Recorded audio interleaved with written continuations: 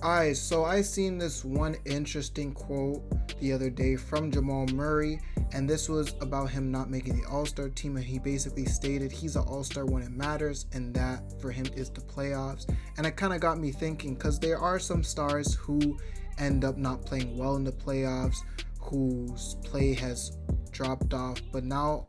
I want to think of Jamal Murray's specific situation where he might not perform as good in the regular season, but once the playoffs come, they turn into a whole different player, a whole different caliber. And I wanted just to see if there's any other players similar to that in recent history. So starting with Jamal Murray, since he made me think of the topic, from 2019, he had consistent averages, specifically from his scoring. He didn't really do anything crazy in the regular season, averaging around 18 to 20 points. But when it came to the playoffs, his stats would improve as early as 2019. As in his second round matchup against the Portland Trail Blazers, his averages would go up from 18 in the regular season to around 23 in that series, having two 34-point games in a row, but would unfortunately lose in 7 games to the Blazers that season. Though his playoff performances would be more famously known in the 2020 season, where his regular season stats would jump a little bit from 18 to 20, but the jump from the regular season to the playoffs was on a whole different level, as he would average 26 throughout the playoffs, and really well known for his first round series against the Jazz, where Murray averaged 31 points in the series, which included 2 50-point performances and dueling with Donovan Mitchell throughout the series, where he would have his own 50-point game performances, as well as averaging 36 in that series. And at that point, Donovan Mitchell would be an all-star in that very same season and already have playoff experience of his own in his rookie year. And Murray would beat the Jazz in 7 games after being down 3-1 in the series. The Nuggets would advance to face the Clippers, where history would repeat itself as they would be down 3-1 in the series again, but they would advance after a 40-point game performance from Jamal Murray in Game 7 to put them above the Clippers. And then the Nuggets would face the Lakers in the third round, where Murray would average 25 throughout the series, but they would lose in 5 games. And there was now a case for Jamal Murray to be an all-star going into next season, looking at the playoff performance he had. But going into the 2021 season, he didn't really make the jump like people thought he would, and his numbers would only go up a little bit from like 20 points to 21 points. Same thing with his assists and rebounding stats going up a little bit. But there are still all-star type numbers for a high-seeded Nuggets team, but Murray would unfortunately tear his ACL in April 2021, ending his 2021 season and the next season in 2022. And with Murray not playing NBA basketball in the span of 18 months, he would be coming into the 2023 season mostly trying to get comfortable, getting back into a rhythm and playing at a high level. So his stats didn't really increase that much,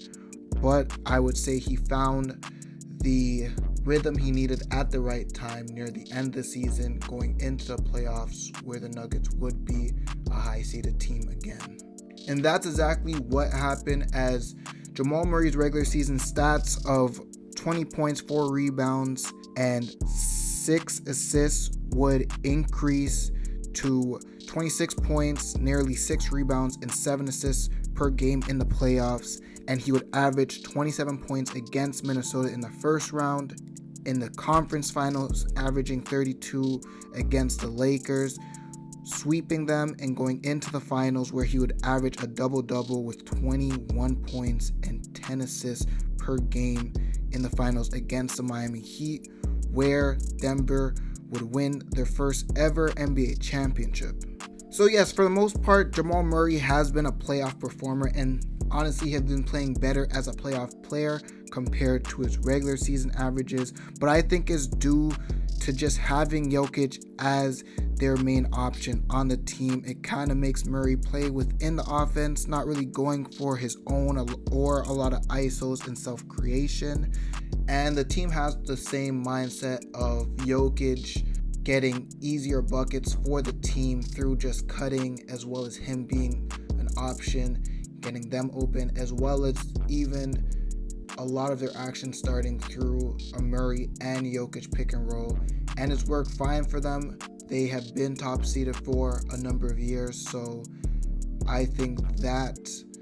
type of play style is good for all of them, and it's easier for the team to score in general because everyone's now looked as a threat compared to just one or two people. So one of the next few playoff performers I have is Dwyane Wade, and I know what you're thinking. Why do you have Dwyane Wade when he's consistently been a superstar and MVP caliber player both in the regular season and the playoffs? And yes, it is true when it comes to him being that type of player early in Miami, and even with LeBron being a consistent number 2 behind him, stepping up in critical moments when LeBron would struggle in the playoff runs with the Heat in the early 2010s. But the reason I have Dwyane Wade here is his weaknesses in his career. Dwyane Wade hasn't really been known as a shooter. Yes, he has a really good mid-range game, but his three-point game has always been questionable in his career, and to the point where he barely shot threes in the regular season. But when it comes to the playoffs, that would completely change with Wade just doing whatever is needed for him and his team to win, and it's kind of been his MO and what I've known him for in the playoffs, because other than his great performances like in the 2000s in the finals where he was averaging around 35 points per game, as well as in a series where he was not in favor to win,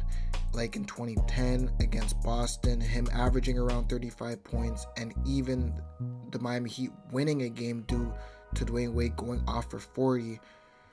But to specifically talk about his three-point percentage, it always made no sense to me as why he would be so efficient all over the court when he wasn't really known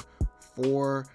that. Him just being a slasher and really good around the mid-range area was his game, but his three-point percentage was shown specifically in the 2016 season, where he would attempt 44 threes for the season, only making 15% of them. But going into the playoffs, specifically the second round against the Toronto Raptors, where they weren't favored in the series, he would shoot 50% from three, as well as attempting 23s in the 7-game series, which was almost half of the threes he'd attempt in the regular season in the 74 games he played. Dwyane Wade was just a different type of performer when it came to the playoffs. Whatever the Heat needed from him, he was going to deliver. And that brings me to my next player, and that's current Heat player Jimmy Butler. Jimmy Butler is an all-star caliber player from 2015 and making the all-star team with 3 different teams,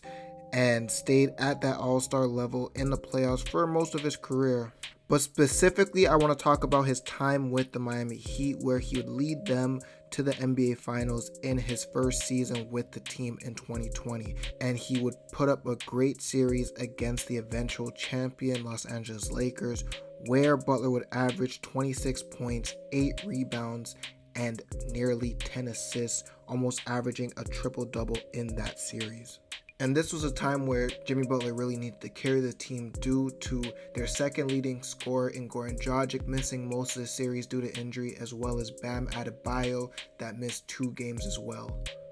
One of the main reasons why Jimmy Butler is on this list is really his style of play in the regular season compared to the playoffs, because going into 2021 playoffs and seasons to come up until today, he's played very passive in the regular season,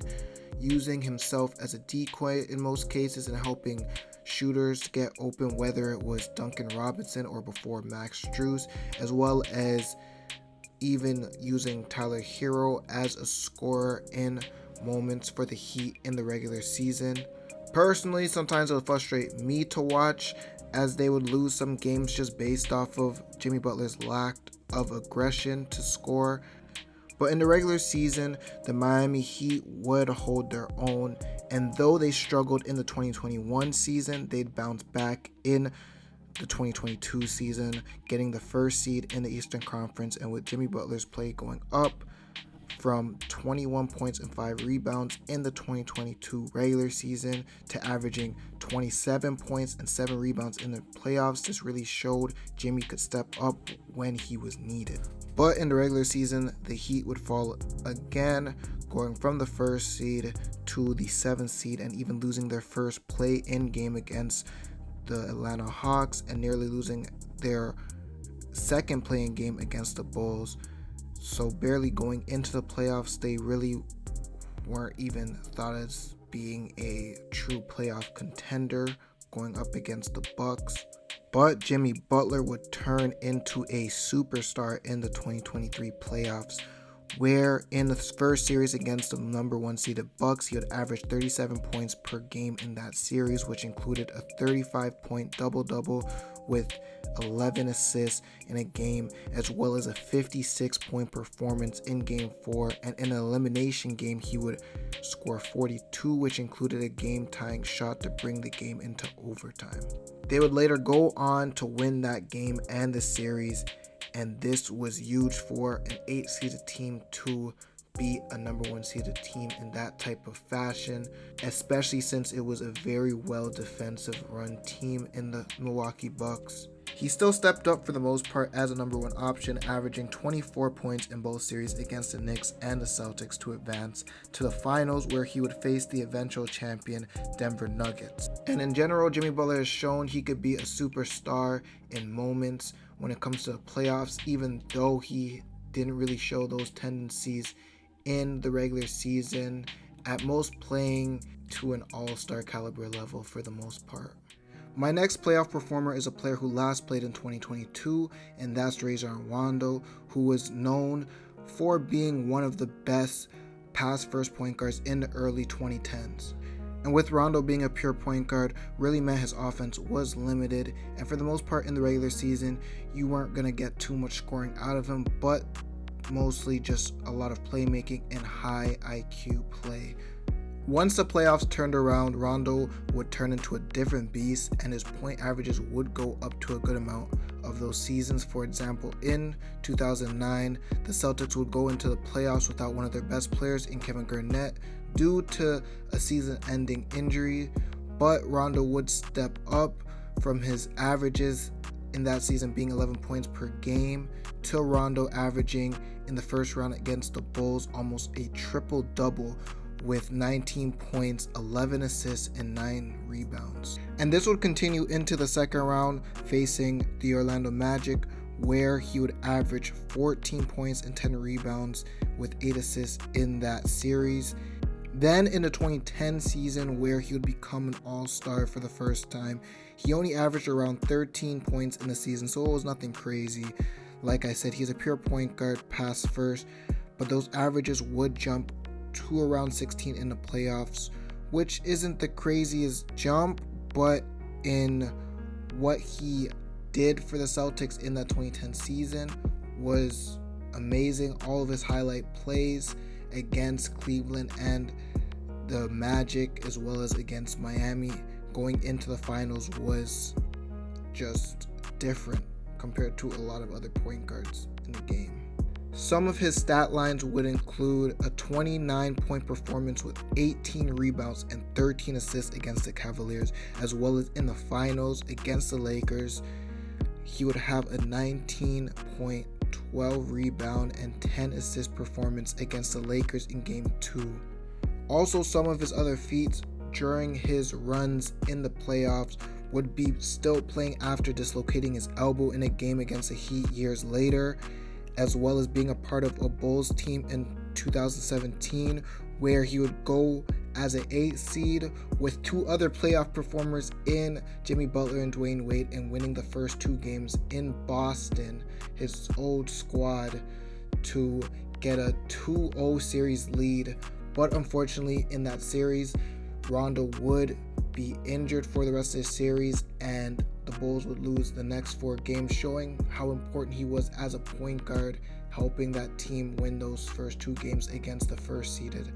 Boston Celtics. Going into one of his other seasons, one being for the Pelicans a year after, Rondo playing for the Pelicans in 2018, you more seen him as a veteran starting point guard, with him only averaging around 8 points and 8 assists. And with the Pelicans, they would go into the playoffs as a 6th seed, but Rondo again would step up, having outstanding performances as a point guard in the playoffs, facing the 3rd-seeded Portland Trail Blazers, where he would have 17 assists, and the very next game he would almost have a triple-double with 16 points, 10 rebounds, and 9 assists. And that wasn't even Rondo's best performance, as after the Pelicans advanced to the second round to face the Golden State Warriors, he would go off, getting 21 assists in the game with 10 boards to have the Pelicans win their one and only game against that super team in the Golden State Warriors. Even with the Pelicans' loss, Rondo still did average a double-double throughout that playoff run with 10 points and 12 assists, and with those assists being one of the highest marks for him in any playoff run that he's had, even though it was a smaller sample size with 9 games compared to his longer runs in the playoffs. But that's all I have for now. Please let me know if there's any other playoff performers I missed, or even any playoff performers further back in time, whether it's 2000s, 90s, 80s. Please comment, let me know. And for that, thank you for watching, and peace out.